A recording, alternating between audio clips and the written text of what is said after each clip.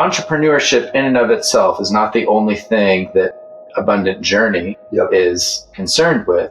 There's this idea of abundance. Yo, what's up, everybody, and welcome back to the Abundant Journey podcast. It has been a while, but we are so happy to be hanging out with you guys today. And when I say it's been a while, we've not done an episode with just you and I, Nick.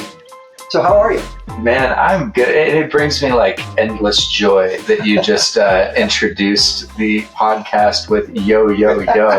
That really takes me back. I don't know where that came from. Usually, I suppose we're recording at like, at least 12, 14 hours earlier in the day. It's usually 7 a.m., which is not a yo time of the day, but here we are, Abundant Journey after dark. That's right. And the true DJ Nick James comes out. So I'm grateful, man. But truly, so glad to be able to chat with you. And in this episode, we have picked up many new followers. I don't know exactly how many, but we've got several over the course of the past year.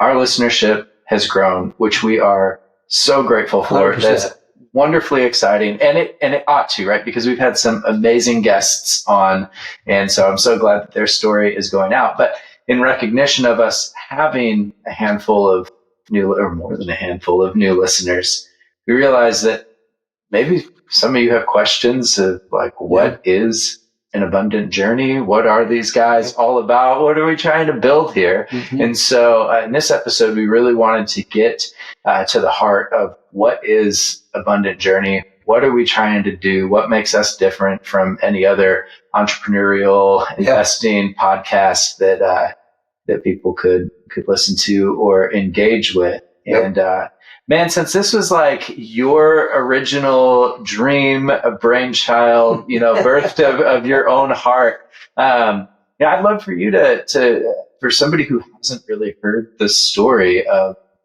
this idea of Abundant Journey, where did it come from? No, I love that. And, I think if you can go back on the website to episode 1, we may have titled it, What is Abundant Journey? So it's going to be really interesting to listen back on that one and see if the vision has changed at all. And I wouldn't recommend that our listeners go back and listen to episode 1. Hopefully we're a lot better now than we were. Probably. I probably still do a lot of ums or interruptions. There wasn't a yo. I'll tell you that much. Definitely true. There was no yo-yos. No.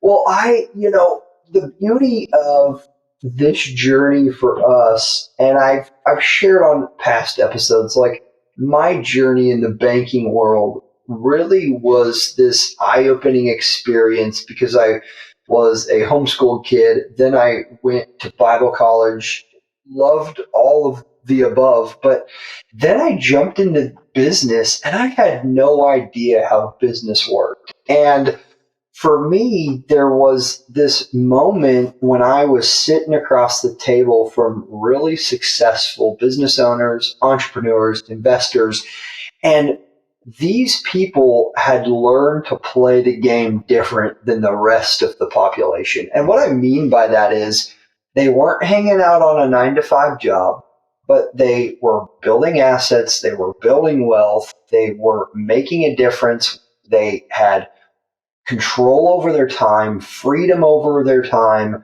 And so really it set me on this learning trajectory for multiple years of asking questions. And so I think what ended up happening with this podcast is that there was some significant conversations with a handful of those business owners, and we've talked about them in the past, but there was a handful of those conversations that were really impactful. But I think what I recognized was everybody's got a story to tell, especially people who were willing to not go with that status quo of culture, of workforce, of expectations, and the labels that get put on us as people. Yeah. The people that I was getting to talk to really blew up those labels and said, I'm going to do this my way. And I think this podcast really started from a desire to hear those people's stories and help inspire others to kind of blaze their own trail. And, maybe I'll pause in a second, but I think one thing that's been really fun about our podcast and unique is that there's so many out there, but we aren't linear focused on multifamily real estate, right, or being the boss of a business. We are very broad, and I think a lot of times that doesn't serve podcasts very well because you need to know your audience. But really, our audience is people who want to be inspired to make a better life for themselves, to make a better life for their families, to take their talents and gifts, which are unique to them, and start blazing their trail. And so within that, I love the fact that we have such a huge range of guests. Totally. The analogy that came to mind as you're talking is just that, like in the banking world, you had this epiphany of like, hey, in my 9 to 5, like I've been playing this game of checkers and everybody around me has been playing checkers. But as I'm meeting with these business owners, they're playing a different game. They're playing chess. Totally. And I want to learn what are the rules to that game. And every single one of them, like every chess game is different. Everybody's got different moves that they play, which is part of the beauty of that game. But to your point of like, that's what unites all the guests that we've had on the show. It's not that they're all using the same strategies or making the same kind of moves, but they're all playing the game of chess as opposed to the game of checkers. Yeah. And for both you and I think at the start of the podcast and Abundant Journey, it was kind of like, man, we want to play chess too. Like that looks like a much more enjoyable, much more satisfying game. Like I'm kind of bored of checkers. And so let's learn the rules and learn some different strategies from people who seem like they're playing it really well. Yep. And that has been a ton of fun. Oh, yeah. To be able to have so many different people on. But now, as much as my chess checkers analogy may be helpful in saying that there's two different kinds of games, even when you're talking about like the game of chess, there are some people who play just ruthlessly to win. And then there are others who are, for lack of a better term, friendlier players. Yeah. This analogy is breaking down very quickly. Where I'm trying to go with this, though, is that it's like, okay, entrepreneurship in and of itself is not the only thing that Abundant Journey is concerned with. There's this idea of abundance. Yep. And so I'd love for you to speak to that, like what abundance means to you, what it means in the context of Abundant Journey, or even examples of where you've seen that in the lives of our guests. Yeah. No, I think that's great. And I liked the analogy because, to your point, in the workforce with business owners, there are so many different ways to play that game. And people do it well. And at all different levels. And from the fundamental, like, I want to be a small business owner and I want to be self-employed because I want to be my own boss, all the way up to guys who are running multi-billion-dollar a year companies, which we've sat in the room with. Right. And there's so many different games. And so this concept of abundance, I think, can be very vague. Sure. It can be very undefined, but I think for us, where we've kind of planted our flag is there seems to be these two schools of thought. There's a scarcity mindset, and the people who play the game with a scarcity mindset orient their business, their actions, their activities around this belief of, I have to get as big a piece of the pie as I can, because if I don't get it, somebody else is going to get it. Right. And so I need to do whatever it takes to protect myself, protect my business. I'm not saying it's a bad thing, but this mindset of kind of dog eat dog world. Mm-hmm. And then I think on the flip side, I would almost deem the enlightened folks, and those are the ones who I would hope that we would agree on, that we've had on the podcast, mm-hmm. is that there's this abundance mindset, that there's no shortage of opportunities. There's no shortage of dollars. There's no shortage of deals. There's no shortage of relationships. There's no shortage of what you're trying to accomplish and the impact or the dent you're trying to make in this life through your life. There's so many opportunities. And I think we really gravitate towards those sort of people. One, I think they're just more fun to be around. And two, you want to be in the game with those people. I remember one of the things that my dad often said in business, well, he still does, but he says is, play the game with people you like to play with and who want to win the way you want to win. And so I think we've really tried to gravitate to those people because for us, what's bigger than trying to get as big a piece of the pie or fill the bank account is this truly abundant life. Mm-hmm. And I think we'll probably unpack how that's more multifaceted than just dollars in the bank account. But I think that just stems back to the conversation. One of the impactful conversations that we had was, man, instead of looking at life through this lens of I need to get a big old piece of the pie, be a pie maker. Yeah. Be somebody who will produce more pies to give to others. So that's, I think, really kind of where that abundance mindset started for us. Yeah. And I remember early on as you were telling me about that vision, that abundance mindset piece resonated so profoundly with me. It was like, yeah, I definitely want to jump on and get into the network of people that have that sort of mentality towards life, of that there is more than enough to go around. And when there isn't, well, that just means that there's both a need and an opportunity to create more. Yep.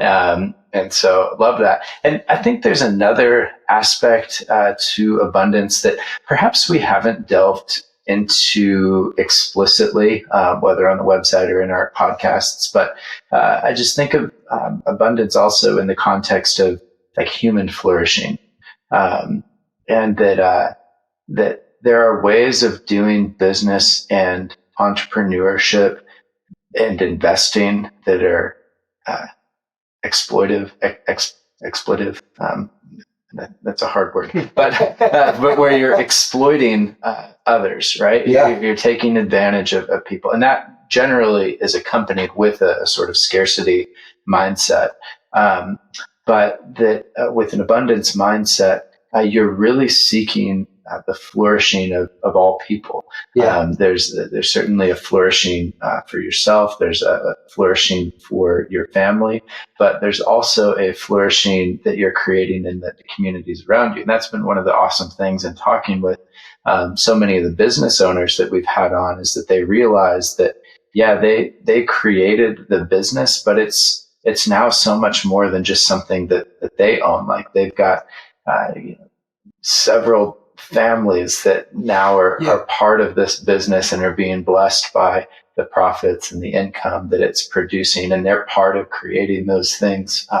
Or I think of like the sitting down with Joel Anderson in that episode about profits with purpose, and the way that they've got a company doing over $1 billion a year, and while that's cool, like the thing that Joel just couldn't stop going on about is all of the good that has enabled them to do when it comes to building schools and providing for those that are going without food or without education or without the basic necessities of life, being able to meet a lot of those needs.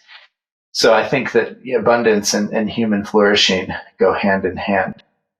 I don't disagree with you. I think that we've continued to see that from our guests, and it's been great to experience that even in the business world. I think about some conversations I have with business owners who have third and fourth generation family members working for them. Yeah. And it's just like so cool. They've consistently been a part of something bigger. And I think, as humankind, we want to be a part of something bigger than ourselves. We want to know that our work is meaningful. Yeah. We want to know we're making a difference. And, I think as you were talking, one of the easy examples that comes to mind for me is the mobile home park game.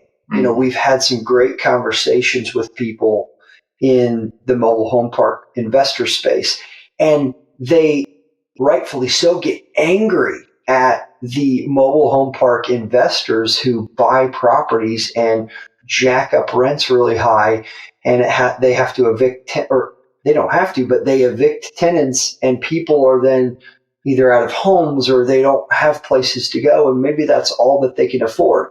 We understand that there's a business side to this game, right, but there's a way to play this game, that one specifically with mobile home park investing, to where you recognize you are creating a massive benefit to people in low income, low affordable housing. And we know as a country, that's a crisis right now. Right. And so what an opportunity to step into that space, make a difference in people's lives, and serve your homeowners and your tenants in those parks, instead of trying to bleed them dry from every last penny that they have.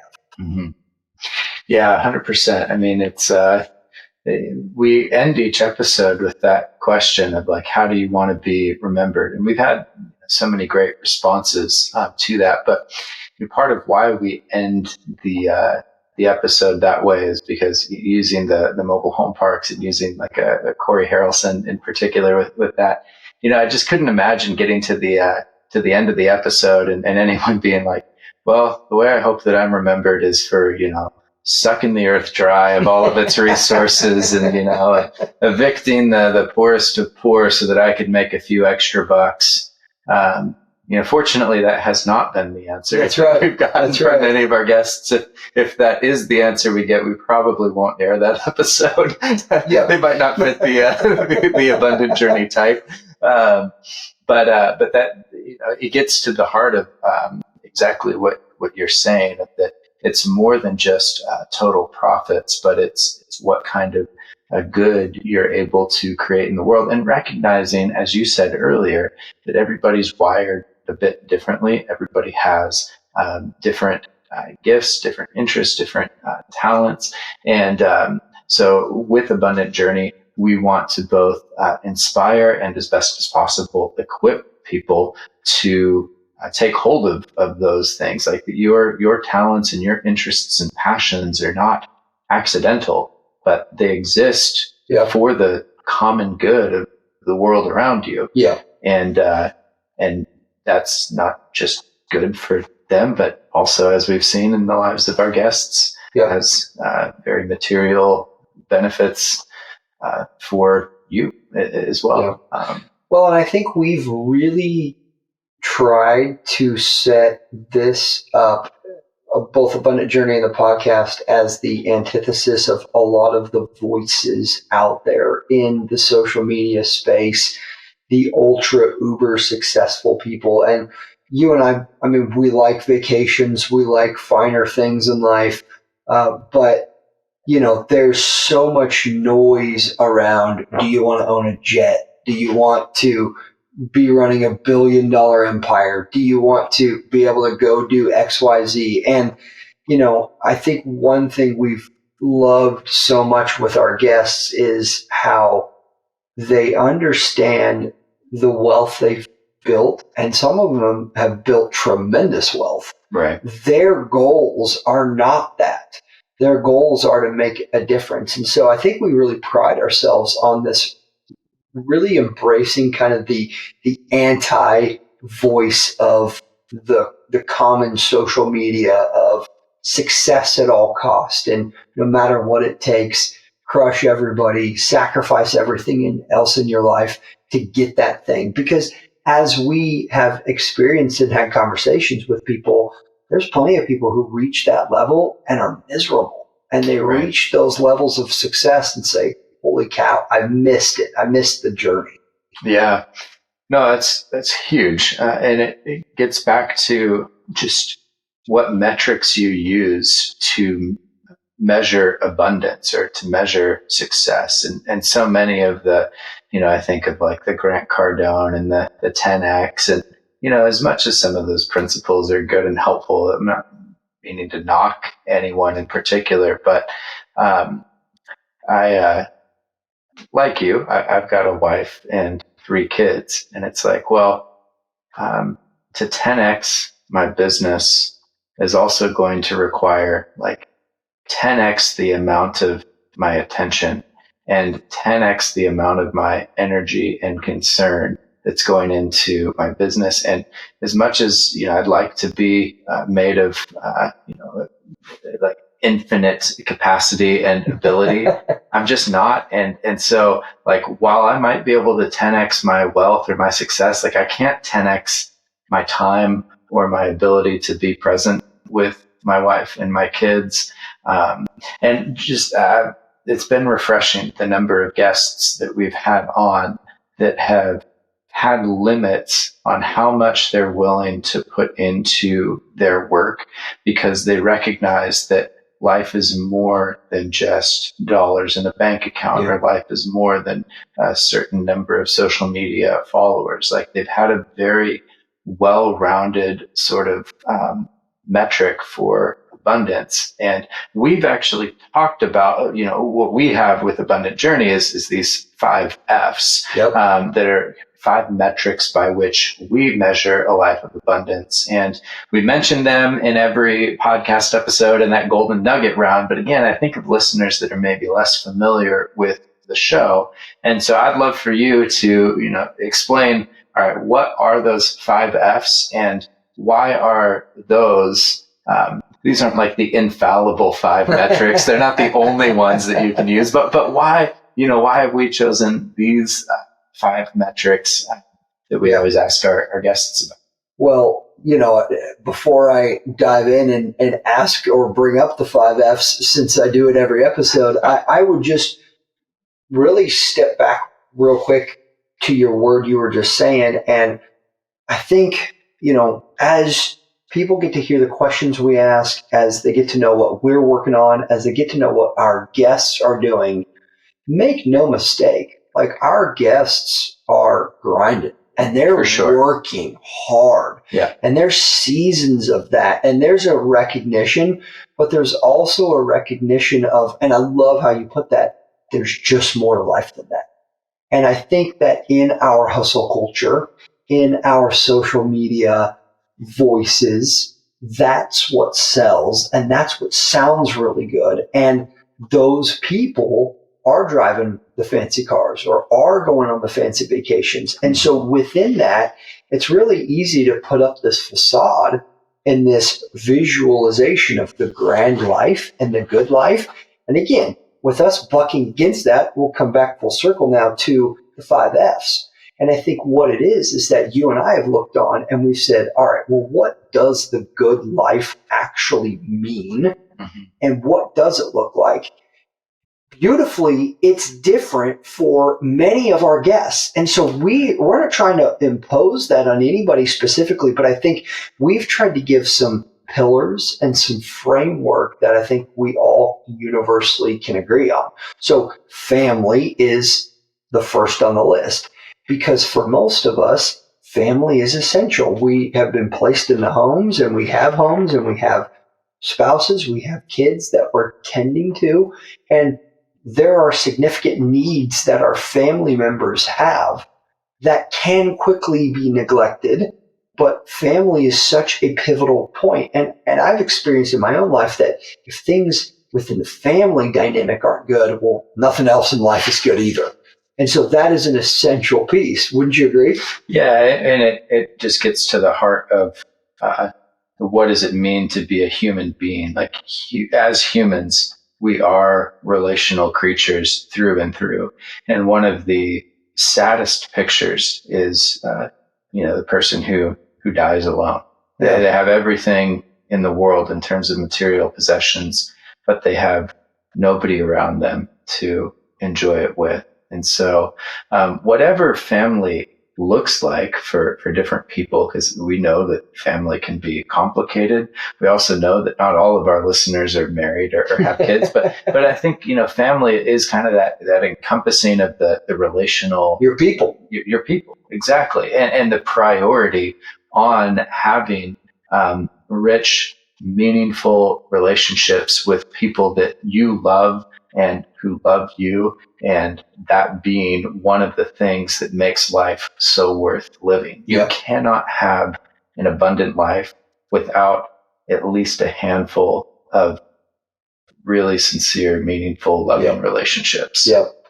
Couldn't say it any better. So I'm moving to the next one. Right on. Well, I'll take that. Well, and so the next one, faith. And obviously and naturally people fall in different buckets in this. And so we don't ever impose our thoughts on that in the podcast or impose that. But I think the significance and why faith plays such a huge part is most of the time, the people we talk to, there is a faith component for them that they not only credit success, but they credit the purpose behind why they're still going. Mm-hmm. And I don't think we've had any of our guests who have said, oh, no, I'm just hanging out, chilling on the beach. They recognize that there's a stewardship to the success, the money, the employees. There's a responsibility piece. And for them, they say, hey, I'm still going because I have more of an impact I can make on the world. Whether that's their family, whether that's their employees, whether that's the community or the world. I mean, we've talked with guys who are on the forefront of creating new, giant, massive multifamily structures that are self-sustaining. So we're all over the place with these kind of people. But I think universally there's a faith component that each of our guests attribute. And I think that's that core belief and that core value that keeps them moving. Yeah. I mean, what I might add to that is just that with faith, there's a past, present, and future components to it. And so there's a recognition from our guests that what they have received in large part as a gift. Yeah.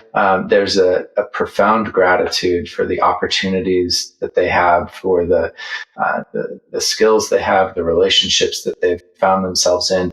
There's a humility in recognizing that it's like, while they've accomplished a lot of amazing things, they didn't do it on their own. And so there's a gratitude. You hit on the stewardship, the present, really, really well. And I think also, speaking to just that there's this hopefulness for the future, or purpose, I think is the word that you used. Yeah. That life is infused with a purpose, that this all actually means something and is leading towards something that's bigger, better, brighter. And certainly within the Christian faith, which you and I share, is the recognition of that, like, hey, the earth started as a beautiful garden. That all got destroyed. But now, like, we're moving towards an unbelievably glorious garden city. And we now have the opportunity to help realize that unbelievable place. And so that faith, the component of just, all right, like our work has purpose that's going to outlive us. Yeah.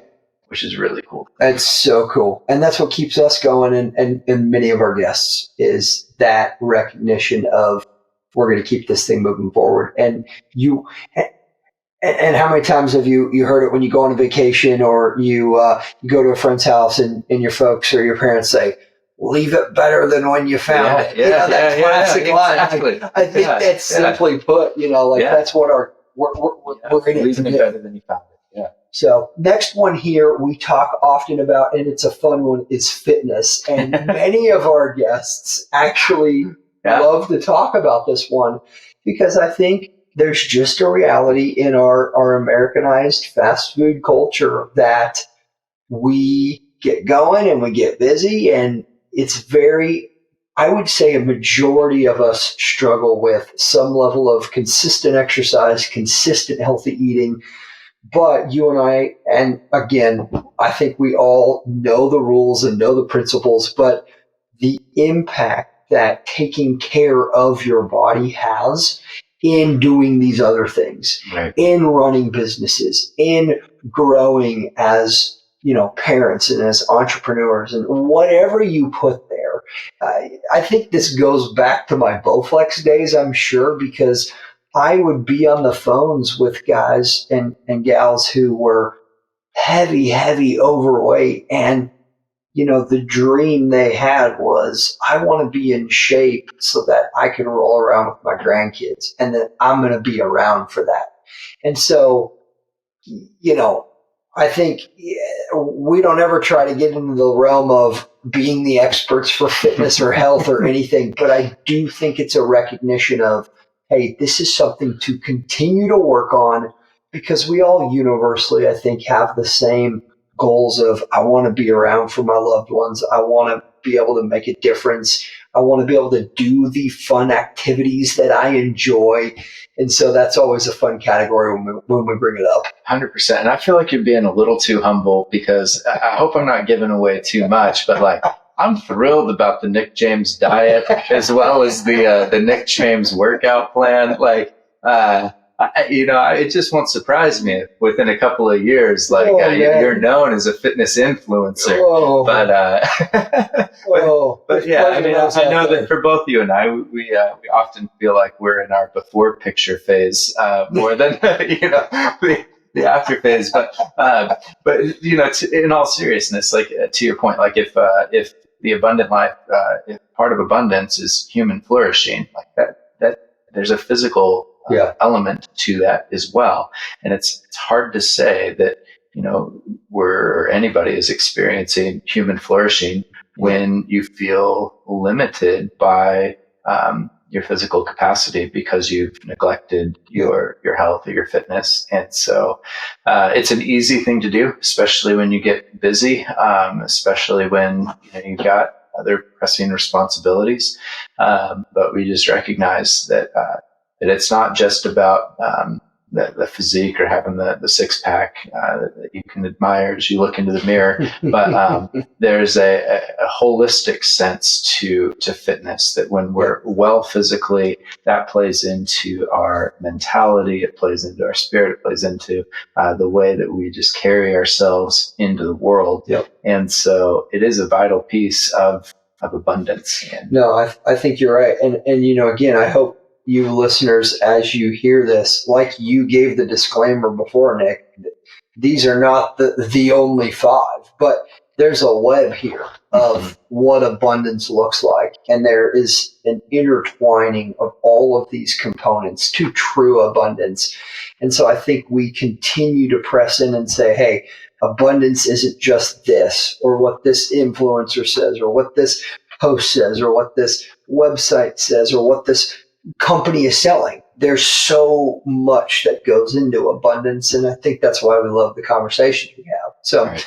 The last couple ones here, we have finance and future, and I think they play hand in hand, but finance, I think, is so much more than money in the bank account. It does go back to that stewarding term. I think there's a lot of lack of education around money. There's a lot of lack of discipline around how to utilize money. I mean, you and I have been on our own educational journeys on what does it look like to buy assets versus liabilities, and how should you spend your money, and what are ways to make more money. And man, that's the bulk of the podcast, right? We get into people's journeys and they get to share how they've reached levels of success. But that finance question is meant to be more than just the bank account. It's very much so, how do you manage that? Because, man, if that level of, if the finances aren't right, similar to the family piece, if that's not right, that brings a lot of stress, and that can lead to bad decisions, and that can lead to misinformation. And so, it can spiral. And so I'm sure most of our listeners, just like you and I, at times have felt that tension and that weight. And so, really that finance piece is, I think it's just absolutely intertwined. Yeah, right. Like you said, it's more than the amount of money that you have in your bank account, but it's not less than that, money is one of the number one stressors for individuals and for families. And frankly, if we're honest, it's probably why most of our listeners like got turned on to this in the first place, or even started thinking about entrepreneurship. Full disclaimer, like I didn't start thinking about entrepreneurship because I wanted to get more fit. Like it was, like I want to, make more money and provide better for my family. And the guys and girls that are playing chess, they seem to be doing it a whole lot better than me and the people around me playing checkers. So like, let me see what's up with that different game. But yeah, it's the finance piece is so much more than the material possessions. Like the abundant life and abundant journey is not about keeping up with the Joneses or having all of the flashy stuff to make everybody around you envious. We totally recognize that stuff doesn't last, which then I think leads into that fifth and final F, right? It is future, which we needed 5 Fs, so it couldn't be an L. But I think that the L, if we could have had 4 Fs and an L, it would have been legacy, which is, I think, really what that future piece is getting to, is that, and of course, like you said, these are all intertwined. So this has some echoes of that faith piece, but it's really that you're not going to be here on this earth forever. And so what is it that you're building? What is it that you're leaving behind for the next generation, whether that's your kids or your grandkids? Like what are the stories that your grandkids are hearing about you? And that has been really cool. Like as we've sat down with so many of the guests that we've had on the show, where they're building assets that they get to pass down to their own children. I don't know. What would you add on that future piece? Well, it's funny, in thinking back, I don't know that any of our guests actually picked that one, because I normally during the episode only make them pick one of the Fs that they're really focused on. But what's funny is the next question is, at the end of your life, what do you hope you're remembered by? So I basically make all of them answer the future question. Right. But I very sneaky of you. I like it. But I love the legacy piece because, and the way that you said that, because truly, and I think probably the other piece to the future for me has come from a lot of the time and the influence that I've had in my education journey. And what does living intentionally look like? And I think, especially in our culture that is obsessed with comfort, obsessed with coasting, I've heard it said, trying to be the best of being mediocre. I think truly living intentionally, there's not as many people who do that anymore. And I think that all of our guests have that common theme of they set out to do something. Now, they maybe didn't land in the place that they thought they would, or they maybe have done things far beyond what they even believed they could. Yeah. But they definitely said, all right, I'm going to grab the reins. I'm going to live intentionally, and I'm going to start going towards something. And so that future piece, I think we often ask with the intention of, hey, where are you going? What are you doing? Yeah. And not to belabor this point too much here, but it's, I think, another thing that sets Abundant Journey and what we're building here apart from so much of the other stuff that's out there, is having that intentionality and enduring mindset about what we're building and the work that we're doing. Like, again, I'm picking on Grant Cardone, but that whole 10X mentality, it really is a recipe for burnout for people if they're not careful. And my mind, as you were talking, just went to, I spent a lot of time in college studying church architecture. And whether you go to church or not, I think everybody has driven around your city, and you can pick out the modern mega church, which is usually just like a converted warehouse. But then as you've driven around in your downtown, you've probably seen 100+ year old cathedral. And just reading some of the stories of architecture, especially of some of these old churches in Europe, like you had people that were building these things and they started on it and they worked on it for 40 years and they never even got to see, the finished piece of it. But here it is, still enduring, 500, these European ones, 5, 6, some of them 1,000 years later. Whereas, the warehouse, building thing is not going to be not going to last or be remembered. And so I think shifting that analogy over to life with Abundant Journey, we see our lives as much more of contributing to that cathedral, the thing that's going to be enduring and beautiful, even if we actually don't have the full longevity to see the final piece. That's what we're aiming for, to run the race to finish well. And that's, of course, the quintessential guy that comes to mind is just Dave Editor. And sitting down with him and, just a guy that has had unbelievable success. But as you talk with him about, what's been most meaningful, it's still having his wife and his sons around the table, his kids around the table with him, and the relationships that he enjoys. And anyway, people need to listen to that episode 50. Yeah, absolutely. The GOAT. So good.